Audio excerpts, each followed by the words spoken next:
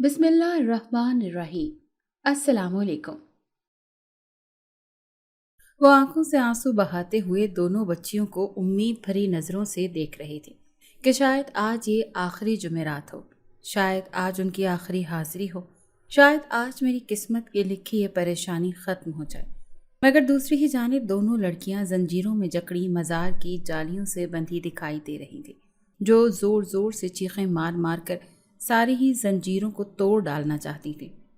اور ان کا یہ جلال اور خوفناک منظر دیکھتے ہی ارد گرد کے موجود لوگوں نے عجیب و غریب نظروں سے انہیں گھورتے ہوئے وہ ساری ہی جگہ ڈر سے خالی کر دی تھی، اور شور مچا ہوا تھا کہ ان لڑکیوں کی ماں جو بہت ہی سنبھالنے کی کوشش کر رہی تھی، مگر خوف کا یہ منظر اور کسی کے بس کا نہیں تھا۔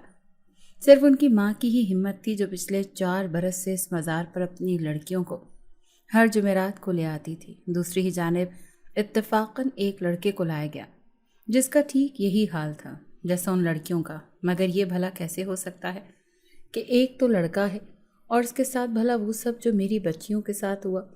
وہ سوچ رہی تھی کہ اتنی دیر میں اس لڑکے کے والد نے اس مزار کی دہلیز پر قدم رکھتے ہی سجدہ کیا اور گر کر کہا کہ اللہ، اب تیرا ہی آسرا بچا ہے، تو ہی مددگار ہے، بچا لے میرے بچے کو اور اسے اس آزادی دے دے۔ ان لڑکیوں کی ماں سنتے ہی چونک پڑی اور ساتھ ہی دنگ رہ گئی کہ یہ آدمی تو وہی ہے، مگر اس کا بیٹا تو… اور تعجب کی بات کہ اس آدمی نے کہنا تو یہ تھا کہ وہ ان سب باتوں پر یقین نہیں رکھتا تھا، پھر بھلا آج وہ انسان خود اللہ کے اس نیک بزرگ کے مزار پر چلا آیا اور اپنے بیٹے کو بھی دنیا سے تھک ہار کر یہاں لے آیا۔ اس عورت نے آگے بڑھ کر اس آدمی سے بات چیت کرنے کی کوشش کی اور کچھ دیر وہیں کھڑے رہ کر اسے تکتی رہی۔ جب اس شخص نے نماز ادا کر لی تو پیچھے مڑ کر دیکھا تو وہ بھی حیرت زدہ رہ گیا تھا کہ یہ عورت یہاں اتنے سالوں بعد شاید اس کی بد دعا آج مجھے اس دہلیز پر لے آئی ہے اور میں اس کا گنہگار آج اس کے سامنے سر جھکائے کھڑا ہوں۔ مگر سالوں پہلے اس عورت نے میرے بیٹے پر جو الزامات لگائے وہ سچ تھے یا پھر معاملہ اس کے بالکل ہی برعکس تھا؟ یہ شخص اس سے پہلے کچھ کہتا، اس عورت نے فوراً بے حد دھیمے لہجے میں اس کا حال چال پوچھنے کی کوشش کی، اور ساتھ ہی جب اس نے کہا کہ آپ کا بیٹا یہاں اس جگہ، جبکہ آپ کا کہنا تو… وہ آدمی بہت ہی شرمندہ ہونے لگا اور سب سے پہلے اس نے اس عورت سے اپنے کیے کی معافی مانگی اور کہا کہ آج میں بھی اسی جگہ کھڑا ہوں جہاں سالوں پہلے تم کھڑی تھی، مگر آج قدرت نے انصاف کر دیا اور میرے بیٹے کو اسی حالت میں دیکھ کر جو تکلیف مجھے ہوئی، تب مجھے اس ماں کی تکلیف کا احساس ہوا کہ جو میرے پاس سالوں پہلے قرضی لے کر آئی تھی اور میں نے اسے دھتکار دیا تھا، اور اتنا ہی نہیں بلکہ اس پر اور اس کی بیٹیوں پر بد کرداری کا الزام لگایا تھا۔ اور یہ دونوں بات چیت ہی کر رہے تھے کہ وہ لڑکا بھاگتا ہوا اس جالی سے جا ٹکرایا اور جا کر اپنا سر زور زور سے ان جالیوں پر مارنے لگا، اور وہی شور، وہی چیخیں پھر سے پورے مزار میں گونج اٹھی۔ کچھ ہی دیر میں وہاں سے تمام لوگ جا چکے تھے اور مغرب کا وقت ہونے جا رہا تھا۔ تب آہستہ آہستہ ان لڑکیوں کی زنجیریں کھول دی گئیں اور ان کو نڈھال حالت میں ان کی ماں گھر لے جانے لگی۔ تب اچانک اس مزار پر موجود اللہ والوں نے اس لڑکے کے والد کو کہا کہ آپ کو یہاں اس لڑکے کو ہر جمعرات لانا ہوگا اور کچھ نہیں کہا جا سکتا کہ اسے ٹھیک ہونے میں کتنا وقت درکار ہوگا۔ وہ عورت سنتے ہی حیرت زدہ رہ گئی تھی اور اسی وقت وہ خاموشی سے اپنی بیٹیوں کو لے کر وہاں سے چلی آئی تھی۔ اس وقت یہ عورت اپنی کسی جان پہچان کے رشتہ دار کے گھر ٹھہری ہوئی تھی اور اپنے اس محلے کو چھوڑ چکی تھی جہاں اس کے شوہر کی موت ہوئی اور سارے ہی زمانے میں اس کی بیٹیاں بدنام ہو گئی تھیں۔ تب یہ بیچاری دکھوں کی ماری اپنی ایک پرانی رشتہ دار کے گھر آ پہنچی تھی۔ اس عورت کا بھی کوئی نہ تھا اور وہ اکیلی اس گھر میں رہتی تھی۔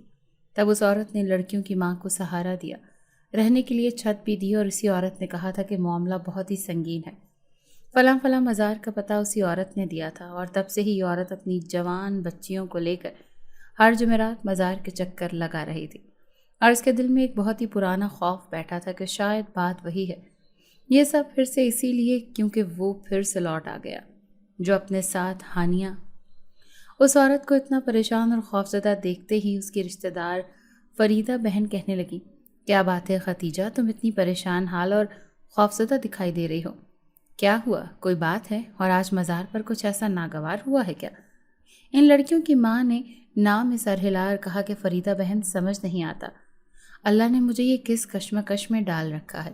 سب کچھ میرے اندر ایک دیمک کی طرح مجھے کھائے جا رہا ہے، کیونکہ یہ وہی شروعات ہے، یہ سمجھو وہی انجام جو ہانیہ کے ساتھ ہوا تھا۔ شاید یہ وہی ڈر اور خوف ہے جو میرے اندر سالوں سے دفن تھا، مگر آج اس لڑکے کو مزار پر دیکھ کر مجھے یقین ہو گیا ہے کہ سلیم ٹھیک ہی کہتے تھے۔ ان کا کہنا بالکل درست تھا۔ مگر ختیجہ، تم کس ڈر اور خوف کی بات کر رہی ہو؟ اور پھر ایسا بھی کیا ہوا تمہاری دونوں بچیوں کے ساتھ؟ میں مانتی ہوں کہ وہ ٹھیک نہیں ہیں، مگر وہ دنیا کی پہلی اور آخری جوان لڑکیاں نہیں ہیں جن کے ساتھ یہ معاملات ہوئے ہیں، بلکہ ایسی کئی بے شمار لڑکیاں ہیں جو جوانی کی دہلیز پر قدم رکھتے ہی وہ سب حرکات شروع کر دیتی ہیں اور پھر اسی طرح روحانی معاملات کا شکار ہو جاتی ہیں۔ اور کون سا لڑکا؟ مگر تم کس بارے میں بات کر رہی ہو؟ دیکھو ختیجہ، اتنے عرصے میں نے تم سے کچھ بھی نہیں پوچھا اور کبھی اس بارے میں کوئی تفتیش نہیں کی کہ تمہیں بالکل ہی ناگوار نہ لگے، مگر آج تمہیں بتانا ہی ہوگا کہ ان سب کی شروعات کس طرح ہوئی اور کیا ہوا تھا حسینہ اور حوریہ تمہاری دونوں ہی لاڈلیوں کے ساتھ۔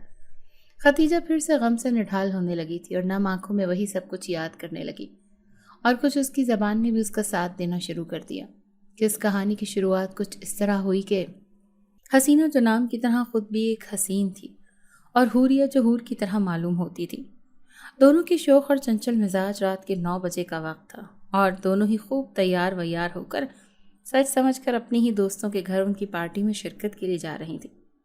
واہ، ماشاءاللہ ماشاءاللہ، میری دونوں ہی بیٹیاں کتنی خوبصورت دکھائی دے رہی ہیں۔ دونوں کی خود سے چمٹاتے ہوئے ان کی ماں ختیجہ کہنے لگی کہ ناک کو چڑھاتے ہوئے کچھ دیر بعد دھیمی سی خوشبو جب پورے کمرے میں مہکنے لگی تو ختیجہ نے کہا کہ تم دونوں میں سے یہ خوشبو کس نے لگا رکھی ہے؟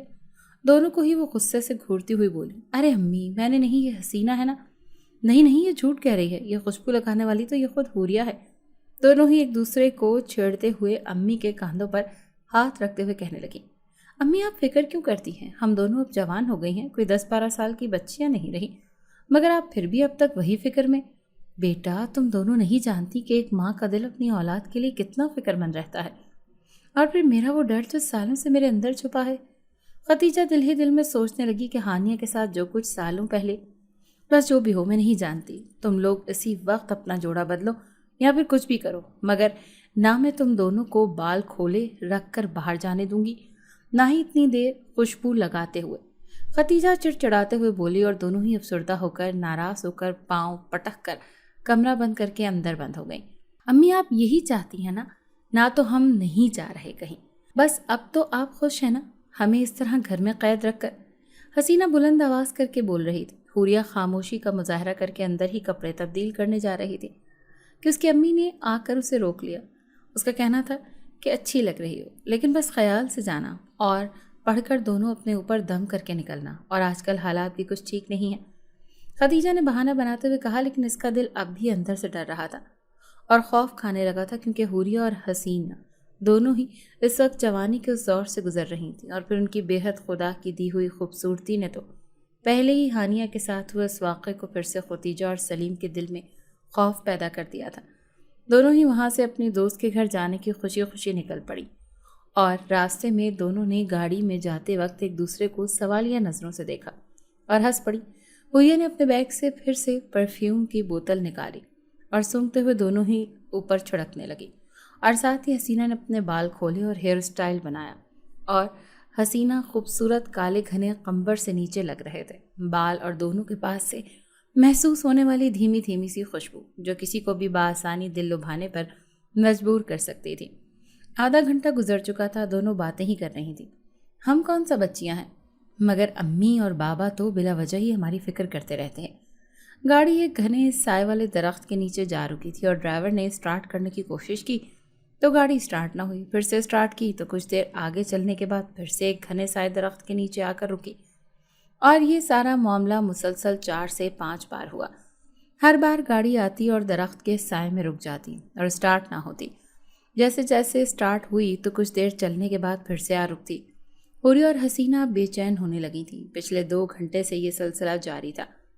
معلوم ہو رہا تھا کہ وہ لوگ ایک ہی جگہ سے چلنا شروع ہوتے ہیں اور کچھ دیر بعد اسی جگہ واپس گھوم پھر کر آ رکتے ہیں، مگر ایسا بھی کیسے ممکن تھا؟ حسینہ نے ڈرائیور کو غصے سے چھاڑتے ہوئے کہا کہ گھر سے نکلتے وقت تمہیں ایڈریس اچھے سے سمجھایا تھا یا نہیں؟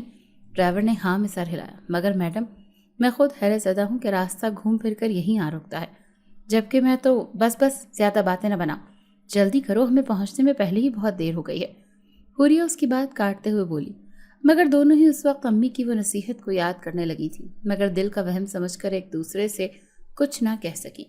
اور اتنی دیر میں ایک بڑی سی شاندار گاڑی ان کے سامنے آ کر رکی، اور دونوں ہی ایک دوسرے کو دیکھنے لگیں کہ بھلا رات کے سناٹے میں اس جگہ کون ہو سکتا ہے۔ ان کی نظر جب گاڑی سے نکلتے ہوئے اس خوبصورت سے کم عمر نوجوان پر پڑی تو دونوں ہی چونک پڑی۔ وہ تو خود ان کی گاڑی کی طرف آ رہا تھا، مگر کیوں؟ گاڑی کا شیشہ بجاتے ہوئے اس نوجوان نے دستک دی اور حوریہ نے جھٹ سے حسینہ کی طرف بڑھ کر وہ شیشہ کھول دیا اور اسے بے حد بے قرار نظروں سے دیکھتی ہی رہی، جبکہ اس کی نظریں اس وقت حسینہ پر تھیں۔ میڈم، آپ لوگ شاید، میرا خیال ہے، راستہ بھٹک گئے ہیں، شاید میں آپ کی کوئی مدد کر سکوں۔ جانا کہاں ہے؟ حسینہ خاموشی سے بیٹھی رہی۔ نہیں، ہمیں کوئی مدد نہیں چاہیے، وہ غصے سے منہ بنا کر بول ہی رہی تھی کہ ہاں کیوں نہیں، ہم لوگ فلاں فلاں راستے پر ایک پارٹی میں جا رہے تھے، یہ رہا ایڈریس۔ حوریہ کارڈ ہاتھ میں دیتے ہوئے بول پڑی۔ نوجوان ہنس پڑا، اور اتفاق کیسا ہے کہ دیکھو، قدرت کا بھٹکے ہوئے کو راستہ دکھانے مجھے بھیج دیا ہے، کیونکہ میں بھی اسی جگہ ایک خاص مہمان کے غرض سے پارٹی میں شرکت کے لیے ہی جا رہا ہوں۔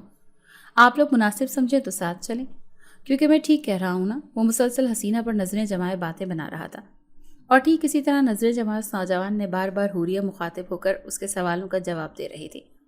ہاں ضرور، ہم آپ کی گاڑی میں ہی چلتے ہیں، ویسے بھی ہماری گاڑی میں کچھ مسئلہ ہے، وہ ڈرائیور دیکھ لے گا۔ مگر حوریہ، ہم کیسے؟ حسینہ نے اسے آنکھیں چڑھاتے ہوئے کہا۔ تم چپ کرو حوریہ، یہ کہتی ہوئی بیگ لے کر حسینہ کا ہاتھ پکڑ کر گاڑی سے اترتے ہوئے بولی۔ چلو، ویسے ہی ہمیں بہت دیر ہو گئی ہے یہاں پھنسے ہوئے۔ حوریہ نے حسینہ کی ایک نہ سنی اور اسے زبردستی اس نوجوان کی بڑی ہی عالیشان گاڑی میں بٹھاتی ہوئی خود بھی مزے سے بیٹھ گئی، اور دونوں ہی اس نوجوان کے ساتھ نکل پڑے۔ میڈم، آپ لوگ کہاں جا رہی ہو؟ پیچھے سے ڈرائیور آوازیں لگاتا رہا، اور حسینہ سے ڈر کر کانپ رہا تھا کہ شاید اس سنسان جنگل کے راستے پر وہ لوگ اسے اکیلا چھوڑ گئے، یا پھر بات کچھ اور تھی جو ڈرائیور نے اس وقت کچھ دیر پہلے محسوس کی تھی۔ دونوں ہی اس نوجوان کے ساتھ راستے پر باتیں بناتی رہیں، جبکہ وہ نوجوان بار بار بہانے سے سوالات کر کے حسینہ سے مخاطب ہونا چاہ رہا تھا، جس کے ہر سوال کا جواب پہلے ہی حوریہ بلا جھجک دے رہی تھی۔ اور اس طرح باتوں میں کب راستہ گزرا پتہ ہی نہ چلا، اور کچھ ہی دیر میں وہ لوگ ایک بڑے سے بنگلے میں پہنچ گئے تھے، جہاں بڑی عالیشان پارٹی رکھی گئی تھی، اور وہ لڑکی ہرمین، جو کہ حسینہ اور حوریہ کی بہت ہی اچھی دوست تھی، جو شہر کے سب سے بڑے امیر کاروباری شخصیت کی بیٹی تھی، اور چیف گیسٹ کے طور پر شاید اس نوجوان کو اس کے والد نے اس پارٹی میں بلایا تھا، جیسے کہ یہ سب اس نوجوان نے خود بتایا تھا۔ مگر بہت ہی تعجب ہوا جب ہم لوگ اندر گئے، ساتھ ہی وہ نوجوان بھی، مگر اس کا تعارف نہ تو کسی نے پارٹی میں کروایا، نہ ہی ہرمین کے والد نے اسے زیادہ کوئی منہ لگایا یا عزت دی۔ وہ بھی باقی عام لوگوں کی طرح معلوم ہو رہا تھا، مگر کیونکہ جب اس نے کہا تھا کہ پارٹی کا وہ چیف گیسٹ ہے، بہرحال وہاں حسینہ اور حوریہ کی سبھی دوستیں موجود تھیں، جو بڑی دیر سے ان دونوں کے آنے کا انتظار کر رہی تھیں۔ وہ لوگ سب ہنسی خوشی پارٹی میں مشغول ہو گئے، اور ہرمین، جو آج بہت ہی خوبصورت دکھائی دے رہی تھی، آخر اس کی یہ برتھ ڈے پارٹی تھی جو تھی، سب لوگوں کے مبارکباد اور تحائف لے رہی تھی، اور حسینہ اور حوریہ ایک دوسرے کو سوالیہ نظروں سے چونکتی ہوئی دیکھنے لگی۔ او نو، حوریہ نے کہا، میں تو جلدی میں گفٹ گھر پر ہی بھول آئی ہوں۔ حسینہ نے گھورتے ہوئے کہا، حوریہ، تمہارا دماغ نہ آج کل نہ جانے کس طرف رہنے لگا ہے۔ اتنی دیر میں سامنے سے آتے اس نوجوان نے اپنی گاڑی کی طرف نظروں سے اشارہ کیا تو حوریہ فوراً ہی دوڑی، اور جا کر دیکھا تو وہ گفٹ تو وہیں ان کی گاڑی میں ہی رکھا تھا۔ حوریہ سوچ میں پڑ گئی تھی کہ یہ گفٹ میں ساتھ لے کر گھر سے نکلی بھی تھی یا نہیں۔ اتنی دیر میں حسینہ آتے ہوئے بولی، اور رہا گفٹ، تم نا بہت ہی بھلکڑ ہو گئی ہو۔ حوریہ خام خواہی یہ کہہ رہی تھی کہ گھر پر ہی رہ گیا۔ حسینہ گاڑی سے وہ تحفہ نکال کر ہرمین کو دینے چلی گئی، اور حوریہ ادھر ادھر دیکھنے لگی۔ وہ شاید اس نوجوان کو دیکھ رہی تھی، مگر وہ نوجوان اس وقت نظروں سے اوجھل تھا۔ حوریہ پھر سے اپنا وہم سمجھ کر آگے چل کر دوستوں کے ساتھ مگن ہو گئی، اور حسینہ حوریہ دونوں ہی دوستوں کے ہمراہ گھل مل کر خوب پارٹی انجوائے کرنے لگی۔ ٹھیک اس وقت ایک کونے میں کھڑا وہی نوجوان، جب حوریہ نے اسے پھر سے دیکھا تو وہ کسی ایک جانب ٹکٹکی باندھ کر شاید کسی کو دیکھ رہا تھا، مگر وہاں سامنے تو ہرمین تھی۔ یہ بات حوریہ کو بڑی ہی ناگوار گزر رہی تھی کہ بھلا اس کی خوبصورتی میں کیا کمی تھی، تو وہ ہرمین سے کئی زیادہ خوبصورت ہے، پھر بھی وہ نوجوان ہرمین کو مسلسل کب سے دیکھ رہا تھا، اور وہ بھی مسکراتے ہوئے، جبکہ حوریہ اس وقت بے خبر تھی کہ وہ نوجوان ہرمین کو نہیں بلکہ اس کے پیچھے چھپنے والی حسینہ کو دیکھ کر مسکرا رہا تھا۔ حسینہ اس نوجوان کی نظروں کو اچھی طرح جانچ چکی تھی، وہ عجیب محسوس کر رہی تھی، اسی لیے وہ بار بار ہرمین کے پیچھے چھپے جا رہی تھی، اور رات کے 1 بجے تک پارٹی چلتی رہی، مگر حوریہ اور حسینہ تو اس وقت بھی اس بھری پارٹی میں صرف اس نوجوان سے ہی مخاطب ہو رہی تھی۔ उसे ही उन दोनों की नज़रों और चारों देखती रही। जब वापसी का वक्त आया तो सभी दोस्तों ने हरमैन से मुलाकात करके जाने की इजाज़त दी और हसीना और हुरिया भी वापसी के लिए हरमैन से मिलने लगी। वो दोनों ही वापस घर जाने के लिए तैयार थी कि अचानक उनके पास ड्राइवर का फ़ोन आया कि गाड़ी लेकर वो बाहर ही खड़ा है। वो लोग जल्दी जल्दी गाड़ी की तरफ जाने लगी कि पहले ही बहुत देर हो गई है और अम्मी बाबा परेशान होंगे। इस वक्त हसीना ने फ़ौरन ही अपने बाल लपेटे और हुरिया ने खुद को बड़ी सी चादर से ढांप लिया और दोनों ही एक दूसरे पर पढ़कर फूंकने लगी कि अम्मी ने कहा था कि रात के वक्त इस तरह हालात भी ठीक नहीं, अब हम खुदा की हिफाजत में बस घर पहुंच जाएं। और कुछ आधे ही घंटे में ये दोनों ड्राइवर के हमरा गाड़ी में बैठकर अपने घर चली आई थी। दोनों के अंदर आते ही बाबा और अम्मी के जान में जान आई। वो लोग हॉल में बैठे थे। अम्मी ने फ़ौरन ही कहा, इतनी देर कहाँ लगा दी तुम लोगों ने, और वक्त देखा है रात के 2 बजे हैं, मगर तुम दोनों तो हम बड़ों की बातों को सुनती ही कहाँ हो और अपनी मर्जी हम पर मुसल्लत कर देती हो। जाओ जाकर हुलिया सुधारो। अच्छा ना, बस बस बच्चियां घर आ गई ना, अब क्या बेचैनी है तुम्हें। खतीजा तुम भी ना खामखाही बच्चियों पर हर वक्त गुस्सा और गिला करती रहती हो। बाबा ने जब अम्मी को समझाया तो वो दोनों ही बाबा हमारे प्यारे बाबा कहती हुई सलीम से लिपट गई थी। हाँ, तुम्हारे बाबा ने तो तुम दोनों को इतना सर चढ़ा रखा है, इन्हीं के लाड प्यार की वजह से तुम दोनों बिगड़ती जा रही हो। अरे अरे अम्मी बस ना, आप तो गुस्सा किए जा रही हैं। हम घर आ गए ना, और बिल्कुल ठीक। वो भी हुरिया और हसीना अपने कमरे में आकर अपनी चीज़ें उतारकर टेबल पर रख रही थी और कहने लगी, अच्छा हुआ हमने जाने वाली वो बात अम्मी और बाबा को नहीं बताई, वो खामखा ही परेशान हो जाते और ख़ासकर अम्मी तो हमें घर से निकलने ही पर पाबंदी आयद कर देती। हुरिया हंस पड़ी थी, मगर हसीना, वो ड्राइवर कहीं उसने अम्मी बाबा को कुछ बता दिया तो। अरे नहीं, तुम फिक्र ना करो, हसीना ने कहा, मैंने पहले ही ड्राइवर को सब समझा दिया था, वरना अब तक उसने पूरे घर में ढंडोरा पीट दिया होता। दोनों सोने के लिए लेट गई थी जब वो नौजवान उनकी वो तमाम बातें और पार्टी के तमाम मनाजिर हुरिया अपने ख्वाब में देख रही थी, जबकि हसीना अब तक सोई नहीं थी और वो उसका वो अजीब देखने का अंदाज वही कुछ सोच रही थी। शायद इस कहानी की इब्तदा सालों बाद फिर से शुरू हो गई थी, जिसका खतीजा और सलीम को डर था, क्योंकि उस वक्त हुरिया और हसीना दोनों ही जवानी की इस दहलीज पर कदम रख रही थी, जब दोनों ही 20 साल की हो चुकी थी। दोनों ही बहनें जुड़वां थीं और जो बहुत ही लाडली और चाहत वाली थी। सलीम और खतीजा के लिए दोनों ही जिगर का टुकड़ा थी और हानिया के साथ जो कुछ हुआ वो शायद खतीजा अब तक भूल ना सकी थी। सालों बीत गए थे, मगर आज भी खतीजा के दिल में वो ज़ख्म ताज़ा थे। हुरिया और हसीना शाम रोज़ मामूल की तरह छत पर टहलने के लिए जा रही थी। हसीना ने हुरिया ने कहा कि तुम चलो, मैं चाय लेकर आती हूँ। हसीना छत पर आ खड़ी हुई और आसमान की जानिब देख रही थी। ये ठंडी हवा का झोंका उसे बेहद बेचैन कर रहा था। उसके बाल खुले कमर से नीचे लहरा रहे थे। अचानक वो आंखें बंद करके उस हवा को महसूस कर रही थी, जैसे हुरिया ने पीछे से आकर उसकी आंखों पर हाथ रखकर कहा, पहचानो कौन। ये चौंक पड़ी कि हुरिया की आवाज़ तो नहीं। यह आवाज़ तो उसी नौजवान हसीना ने हाथ हटाकर जैसे ही मुड़कर देखा तो वो नौजवान दूर खड़ा उसे देखकर मुस्कुराने लगा था। तुम यहाँ कैसे, और तुम्हें हमारा पता किसने दिया। हसीना ने बाल बांधते हुए घबराते हुए कहा, अरे खुले रहने देना, आपके बाल खुले हुए अच्छे लगते हैं। और घबरा क्यों रही हैं आप तो हम दोस्त हैं ना। और रही मेरी बात, मैं यहाँ कैसे, तो मैं कहीं भी जा सकता हूँ। यकीन नहीं आता तो किसी भी वक्त कहीं भी जाकर याद करना, मैं फ़ौरन हाजिर हो जाऊँगा। अरे अरे हसीना, ये लड़का तो बेवकूफ़ बना रहा है।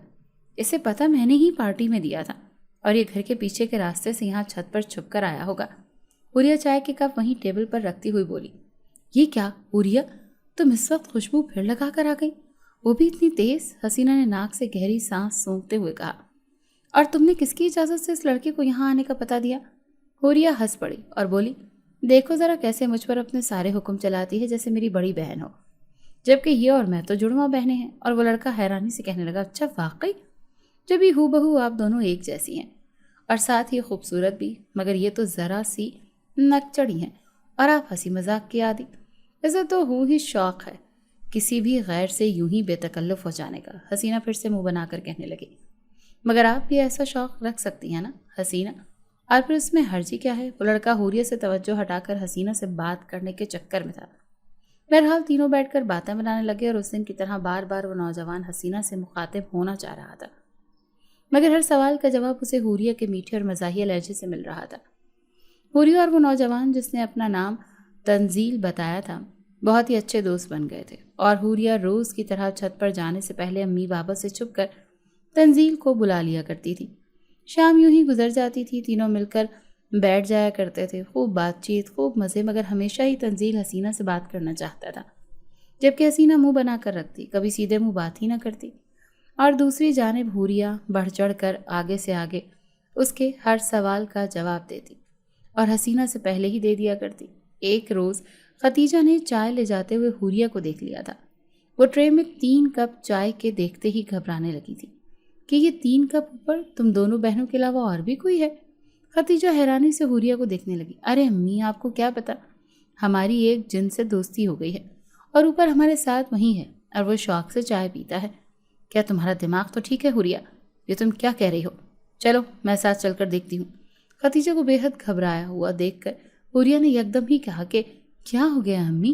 آپ تو ایسا برتاؤ کر رہی ہیں جیسے میں واقعی ٹھیک کہہ رہی ہوں، مگر یہ 3 کپ چائے؟ ارے امی، میری پیاری امی جان، یہ 2 کپ میں نے پینے ہیں۔ آج کل مجھے چائے بہت ہی اچھی لگ رہی ہے، بہت لگاؤ ہو گیا ہے، اور کچھ نہیں، حوریہ نے اپنی ماں کو تسلی دیتے ہوئے کہا۔ ختیجہ شک لیے دل میں اس وقت وہ وہاں سے چلی گئی تھی، مگر حوریہ اور حسینہ چھت پر چائے کے ساتھ اس نوجوان لڑکے کے ساتھ خوب مزے لے لے کر گپے مار رہی تھیں۔ ان تینوں کی دوستی دن بدن بڑھتی جا رہی تھی اور تنزیل حسینہ کے پیچھے اور حوریہ تنزیل کے پیچھے دیوانے ہوئے جا رہے تھے۔ اکثر اوقات تو ایسا ہونے لگا تھا کہ جب حسینہ اور حوریہ گھر سے باہر کسی گھومنے پھرنے کے غرض سے جاتے تو حوریہ حسینہ سے کسی نہ کسی بہانے تنزیل کا ذکر چھیڑ دیا کرتی، مگر حسینہ اس وقت تو منہ بنا کر فوراً ہی حوریہ پر غصہ کر جاتی تھی کہ کیا تم ہر وقت تنزیل کی تعریفوں کے پل باندھا کرتی ہو؟ کبھی اپنے متعلق بھی کچھ سوچ لیا کرو۔ اور اتنی دیر میں ہی تنزیل غیب سے سمجھو فوراً ہی حاضر ہو جاتا تھا اور دونوں ہی اسے دیکھ کر چونک جایا کرتی تھی کہ وہ اچانک کیسے آ پہنچا۔ وہ ہمیشہ کہتا تھا کہ مجھے جب جہاں جس وقت یاد کرو کہ میں حاضر ہو جاؤں گا، کیونکہ تم کوئی جنات ہو کیا یا کوئی بھوت پریت؟ حسینہ آنکھوں میں غصہ لیے اسے کہہ دیتی تھی اور وہ کہتا تھا ہاں بس ایسا ہی مان لو۔ اب تو حسینہ کو تنزیل کے اچانک سے ظاہر ہونے پر کچھ شک سا ہونے لگا تھا، مگر خاموش تھی کہ حوریہ کے سامنے کچھ کہا تو وہ خواہ ہی بات کا بتنگڑ بنا دے گی۔ اور ایک روز کچھ ایسا ہوا کہ حسینہ اور حوریہ کی زندگیوں میں وہ موڑ آیا کہ سب کچھ تہس نہس ہو گیا۔ اور اس روز حوریہ کپڑوں کے ڈیزائن کے چکر میں ٹیلر کے پاس گئی ہوئی تھی اور حسینہ اچھی طرح واقف تھی کہ حوریہ نے ضرور اس کام کے لیے اپنے ساتھ تنزیل کو بلایا ہوگا، مگر حسینہ یہ سوچ رہی تھی کہ اچانک کمرے کے دروازے کے باہر اسے کسی کی آہٹ ہوئی اور اس نے جھٹ سے دروازہ جا کھولا۔ وہ چونک کر پیچھے ہٹی کہ تم اس وقت یہاں اور کیسے؟ اتنی دیر میں تنزیل نے اس کے منہ پر انگلی رکھ کر اسے خاموش کراتے ہوئے کہا، خاموش کہا نا میں کہیں بھی آ سکتا ہوں، پھر بھلا تم کیسے مجھ سے بے خبر ہو سکتی ہو؟ حوریہ کہتی حسینہ خوف سے اس کا ہاتھ پکڑ کر ہٹا کر چیخ پڑی، مگر سامنے سے حوریہ چلتی ہوئی دکھائی دی۔ کیا وہ بہن تم اس طرح کیوں گھبرائی ہوئی ہو؟ کیا کوئی جن دیکھ لیا؟ وہ یہاں تنزیل ابھی حسینہ ادھر ادھر دیکھتے ہوئے لڑکھڑاتی زبان سے بول پڑی، کیا تم پاگل تو نہیں ہو گئی؟ حسینہ بھلا ایسے کیسے ہو سکتا ہے جبکہ تم اچھے سے جانتی ہو کہ تنزیل میرے ساتھ ہی تھا، اسے میں اپنے ساتھ ہی لے گئی تھی، اور پھر تم، اور سب سے بڑی بات اگر گھر میں کسی نے سن لیا تو امی تو ہمارا جینا ہی محال کر دیں گی، اور یہ دونوں ہی لڑکوں کے چکر میں پڑ گئی ہیں، خامخواہ ہی ذرا سی بات اتنی بڑی بن جائے گی۔ بہرحال حسینہ اور حوریہ دونوں ہی خاموشی سے بیٹھی اپنے کمرے میں گپے لگا رہی تھیں۔ اس وقت تنزیل نے فون کیا اور کہا میں چھت پر ہوں، دونوں ہی آ جاؤ۔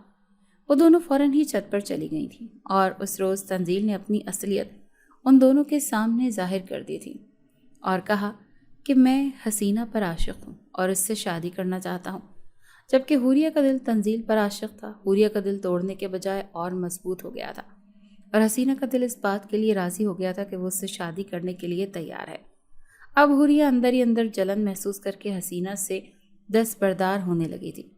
حیرت کی بات نہ جانے اس روز تنزیل نے ایسا کیا پڑھ کر دیا تھا کہ حوریہ اور حسینہ ایک دوسرے کی جانی دشمن بن گئی تھی اور ساتھ ہی اس نوجوان کے پیچھے دیوانی ہونے لگی تھی، مگر اندر ہی اندر ایک دوسرے کی کاٹ میں لگی رہتی تھی۔ تعجب کی بات کہ دونوں ہی ایک دوسرے سے کہتی تھی کہ میں تنزیل سے شادی کروں گی تو دوسری کہتی تھی کہ میں کروں گی، یعنی تنزیل نے دونوں کو ہی اپنی محبت کے جال میں پھنسا رکھا تھا کہ خود حسینہ کی طرف مائل ہونے لگا اور ساتھ ہی حوریہ کو اپنی طرف مائل کرنے لگا۔ لیکن تنزیل کی حقیقت جان کر بھی حوریہ اور حسینہ کو کوئی فرق نہیں پڑا تھا، وہ دونوں ہی ہنسی خوشی ایک دوسرے کی سوتن بننے کو تیار تھی، مگر تنزیل شاید کچھ اور ہی سوچے بیٹھا تھا جب وہ کہتا ہے کہ اسے صرف حسینہ سے شادی کرنی ہے۔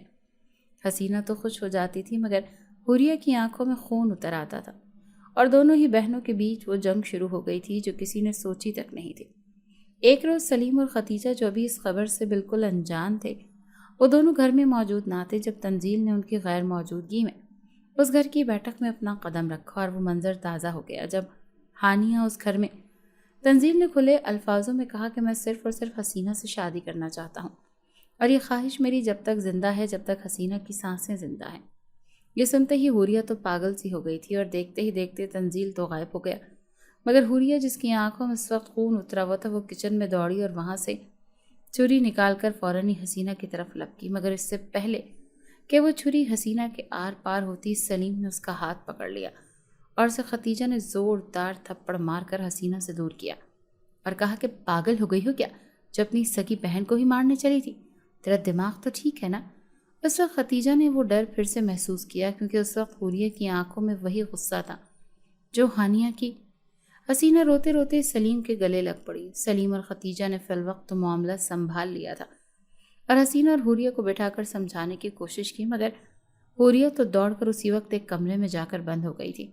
اس کے سر پر تو تنزیل کی باتوں کو ایسا اثر چڑھا تھا کہ وہ مارنے مرنے کو اس طرح تیار ہو گئی تھی۔ مگر بات کیا ہے، کچھ بتاؤ کی؟ ختیجہ نے حسینہ کو جھنجھوڑ کر کہا۔ وہ امی، مجھے ایک لڑکا پسند کرنے لگا ہے اور وہ مجھ سے شادی کرنا چاہتا ہے، مگر حوریہ نے ضد کر رکھی ہے کہ وہ اس لڑکے سے شادی کرے گی۔ شاید حوریہ اس لڑکے کو پسند کرنے لگی ہے، مگر بیٹا یہ سب کب، کہاں، کیسے؟ تب حسینہ نے ساری تفصیل ختیجہ اور سلیم کو کہہ سنائی۔ مگر بیٹا تم کیا چاہتی ہو؟ سلیم نے پوچھا۔ ہاں بابا، میں بھی اس لڑکے کو اتنا ہی پسند کرتی ہوں جتنا حوریہ۔ سلیم اور ختیجہ بےحد پریشان اور گھبرائے ہوئے تھے۔ انہیں تکلیف ان بچیوں کی پسند ناپسند سے نہیں، مگر حوریہ کا یہ جان لیوا رویہ دیکھ کر ان کے دماغ میں ہزاروں سوالات آنے لگے تھے۔ ان دونوں نے فیصلہ کر لیا تھا کہ وہ دونوں خود ہی جا کر تنزیل کے ماں باپ سے بات کریں گے اور اس بات کا کوئی نہ کوئی حل تلاش کریں گے۔ ان دنوں حوریہ نے کھانا پینا چھوڑ رکھا تھا، نہ تو کسی سے بات کرتی تھی اور نہ ہی کسی کے سامنے آتی تھی۔ وہ تو بس اپنے کمرے میں ایک طرف بند پڑی رہتی تھی، نہ جانے اس کے دل و دماغ میں ایسا کیا چل رہا تھا۔ مگر ایک روز ختیجہ نے اس کے کمرے کے باہر کچھ سرگوشیوں کی آوازیں سنی تو کان لگائے اندر سے کسی لڑکے کی آواز آ رہی تھی جو حوریہ کو حسینہ کے خلاف کر رہا تھا، مگر کون؟ جب ختیجہ نے اندر جھانکنا چاہا تو اس کے تو ہوش اڑ گئے تھے، مگر اس وقت ختیجہ نے خاموشی اختیار کی اور اگلے روز سلیم کے ساتھ اس نوجوان تنزیل کے گھر پہنچے جہاں وہ اپنے والد کے ساتھ رہتا تھا۔ گھر تو بہت بڑا اور عالیشان تھا اور ان دونوں کی تنزیل کے والد نے خوب خاطر تواضع بھی کی، مگر جب ان دونوں نے اپنی بیٹی حسینہ اور تنزیل کے رشتے کی بات چھیڑی تو وہ آدمی غصے سے اٹھ کھڑا ہوا اور زور زور سے چیخنے لگا، تنزیل تنزیل! وہ ڈرتا گھبراتا اندر سے آر ان دونوں کو دیکھ کر اس نے فوراً ہی اپنا رویہ بدل دیا۔ کہا، میں نہیں جانتا یہ دونوں کون ہیں اور کہاں سے آئے ہیں، اور یہ کس حسینہ اور حوریہ کی باتیں کر رہے ہیں؟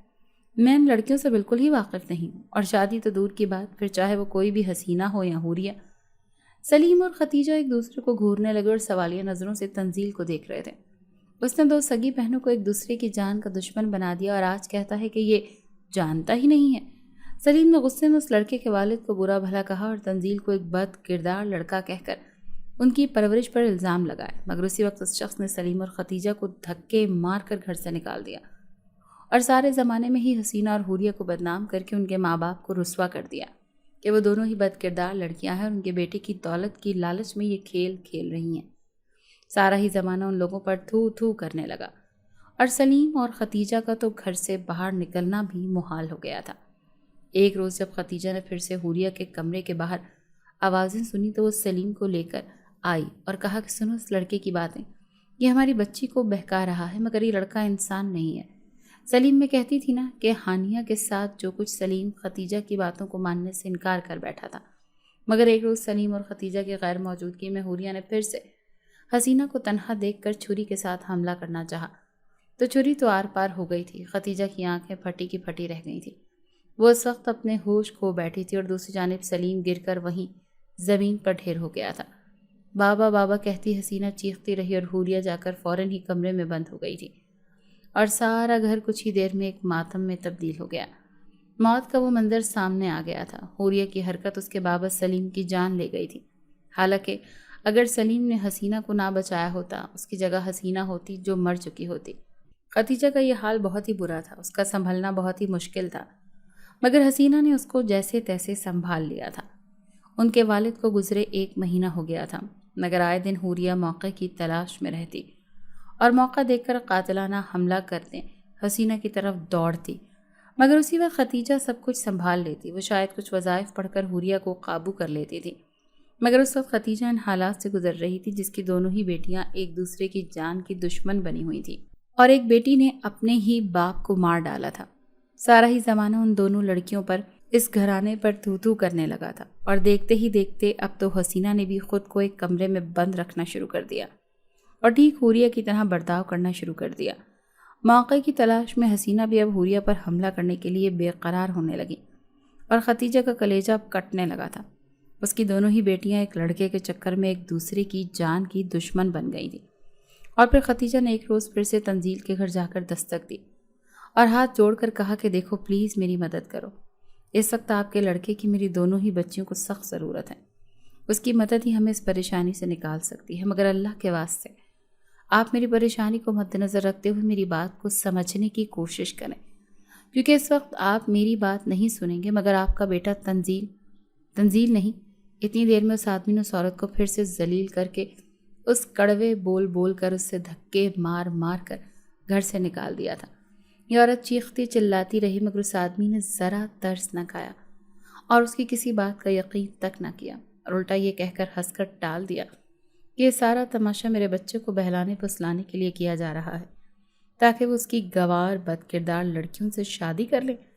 حالانکہ خدیجہ شادی کے غرض سے نہیں بلکہ یہاں اس لڑکے تنزیل پر کچھ وظائف کرنے آئی تھی، مگر اس کا والد ان باتوں پر بالکل بھی یقین نہیں رکھتا تھا۔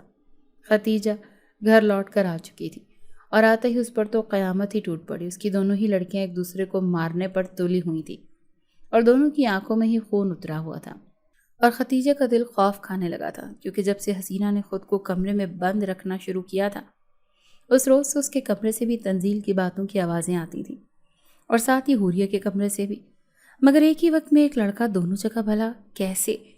اب تو خدیجہ کو پورا یقین ہونے لگا تھا کہ یہ سب وہی ہے جیسا وہ سوچ رہی تھی، مگر اس وقت تو سلیم بھی موجود نہیں۔ کہیں سلیم کو مرنے کے پیچھے بھی وجہ یہ تو نہیں؟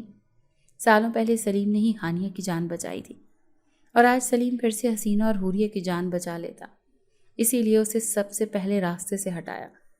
بس اس روز سے ہی خدیجہ نے اپنی بچیوں اور شوہر کے مرنے کے بعد وہ محلہ چھوڑ کر ہمیشہ کے لیے فریدہ بہن کے گھر لے آئی تھی، اور دن بدن حسینہ اور حوریہ کی بگڑتی ہوئی حالت، ان کی عجیب و غریب حرکات، کبھی ہنستی تو کبھی روتی، کبھی سر زمین پر پٹکتی تو کبھی خود کو زخمی کر لیتی، اور اسی طرح ظاہر ہونے لگا تھا کہ معاملہ اب کچھ اور ہے، اور یہ دونوں ہی لڑکیاں تنزیل کے زیر اثر ایسی حالت میں ہیں ان کا بچنا اب ممکن نہیں ہے۔ اسی روز سے خدیجہ نے ہر جمعرات حسینہ اور حوریہ کو مزار پر لے جانا شروع کر دیا جہاں ان دونوں کی حاضری ہوا کرتی تھی، مگر ان دونوں کو وہاں جاتے 4 سال ہو گئے تھے، مگر ان کی حالت میں اب تک کوئی سدھار نہیں آیا تھا۔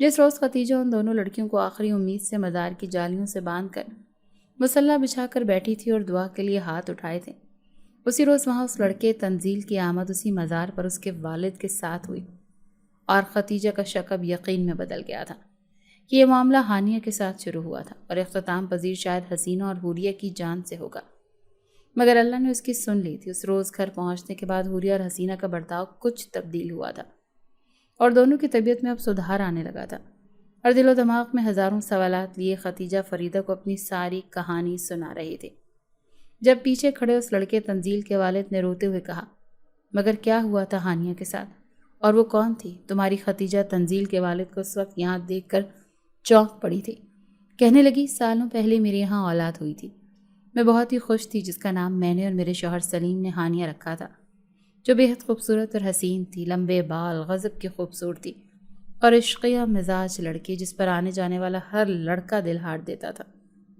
آہستہ آہستہ وہ جوان ہونے لگی اور ہم نے دیکھا کہ بچپن کی طرح وہ اب بھی اکیلے تنہائی میں نہ جانے کسی شخص سے باتیں کیا کرتی ہے اور کہتی ہے میں تمہارے ساتھ ضرور چلوں گی، مگر جب جوان ہوئی تو میں نے روک ٹوک کرنی شروع کی۔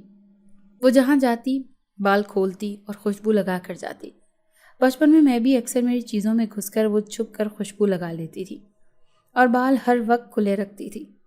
مگر اسے نہیں خبر تھی کہ بچپن سے ہی اس کی خوبصورتی پر ایک جن عاشق تھا جو جوان ہونے پر اسے اپنے ساتھ لے جانا چاہتا تھا۔ تب آہستہ آہستہ ہانیہ کی حالت میں اس طرح تبدیلی آنا شروع ہو گئی تھی اور اس نے گھر سے بھاگنا چاہا، مگر اس کے والد سلیم نے ٹھیک وقت پر عالم کو بلا کر اس کا علاج شروع کر دیا اور اس طرح ہانیہ آہستہ آہستہ ٹھیک ہونے لگی تھی۔ مگر اس عالم کا کہنا تھا کہ وہ جن جو اس وقت اس کے بالوں اور خوبصورتی پر عاشق ہوا ہے وہ صرف اس کی خوشبو لگانے کی مہک سے، مگر وہ جن اس وقت تو چلا گیا ہے، وہ اس بچے کی پیدائش سے ہی اس کے اوپر تھا، لیکن کبھی بھی وہ جن زادہ پھر سے لوٹ کر آ سکتا ہے۔ جس روز وہ جن زادہ ہانیہ کو چھوڑ کر گیا تھا، ہانیہ بالکل ٹھیک اور تندرست تھی، مگر اگلے ہی روز مغرب کے وقت ہم دونوں، سلیم اور میں نے، گھر کی چھت سے چیخ و پکار کی آوازیں سنی تو فوراً ہی دوڑ پڑے۔ اوپر جا کر دیکھا تو ہانیہ ہنس کر ہم دونوں کو ہاتھ ہلا کر کچھ اشارہ کرنے لگی اور دیکھتے ہی دیکھتے ہم دونوں جیسے ہی اس کی جانب بڑھے وہ چھت سے پیچھے کی جانب فوراً ہی جا گری۔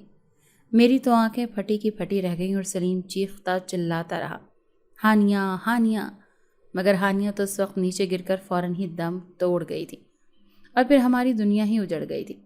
مگر 2 سال بعد جب زندگی نے آہستہ آہستہ اپنے معمول پر آنا شروع کیا تو میرا دماغی توازن ٹھیک نہ رہنے لگا اور سلیم بھی مجھے اس پاگل پن میں دیکھ کر جلتے رہتے تھے۔ پھر ایک روز اللہ نے میری خالی گود پھر سے بھر دی تھی اور اس بار ایک ہانیہ نہیں بلکہ میری گود میں میری 2 ہانیہ آ پہنچی۔ ان دونوں سلیم نے بتایا کہ اس کا دوست اور اس کی بیوی ایکسیڈنٹ کی وجہ سے بہت ہی ناساز حالت میں ہیں۔ ان کی 2 جڑواں 3 ماہ کی بچیاں بالکل ہی تنہا اور بے سہارا یتیم خانے میں لے جائی جا رہی ہیں۔ اس وقت میں سلیم سے ضد کر بیٹھی کہ مجھے ان بچیوں کو اپنی گود میں کھلانا ہے، ان کی پرورش کرنی ہے۔ اللہ نے مجھے ایک بیٹی سے دور کیا ہے تو 2 بیٹیوں کو میری گود میں لا ڈالا ہے۔ اللہ نے ان کی پرورش ہمارے ہاتھوں میں لکھی ہے۔ جس رات سلیم کے دوست اور اس کی بیگم کی موت ہوئی تھی اسی روز سلیم ان دونوں بچیوں کو گھر لے آیا تھا اور میری خالی گود پھر سے بھر دی۔ آہستہ آہستہ میں بھی ٹھیک ہونے لگی اور ان بچیوں کی پرورش میں سب کچھ بھول بیٹھی تھی۔ مگر جب دونوں ہی بچیوں نے بڑا ہونا شروع کیا اور ان کی خوبصورتی سر چڑھ کر بولنے لگی تو تب میرے دل میں وہی ڈر پیدا ہونے لگا۔ مگر سلیم کا کہنا تھا کہ ہانیہ تو ان کی سگی اولاد تھی اور یہ دونوں ان کی اپنی بیٹیاں نہیں، اسی لیے بے فکر رہو، ایسا کبھی نہیں ہوگا جیسا ہانیہ کے ساتھ ہوا۔ مگر حسینہ کے بال کھولنا اور حوریہ کا وہ خوشبو لگانا مجھے ہانیہ کی یاد دلاتا تھا، اور عالم کا وہ کہنا کہ وہ جن پھر سے واپس آ سکتا ہے، جب کبھی وہ سب شروع ہوگا وہ پھر سے لوٹ آئے گا۔ اور ہمارے گھر میں حسینہ اور حوریہ نے جوان ہوتے ہی وہی کچھ شروع کر دیا جو اکثر ہانیہ کرتی تھی، اسی لیے ختیجہ اکثر حسینہ اور حوریہ کو لے کر بالکل حساس ہو جاتی تھی اور ان کی فکر مندی کیا کرتی تھی۔ تنزیل کے والد نے جب یہ سب کچھ سنا تو کہا، مگر اس کا تعلق میرے بیٹے تنزیل سے کیسے؟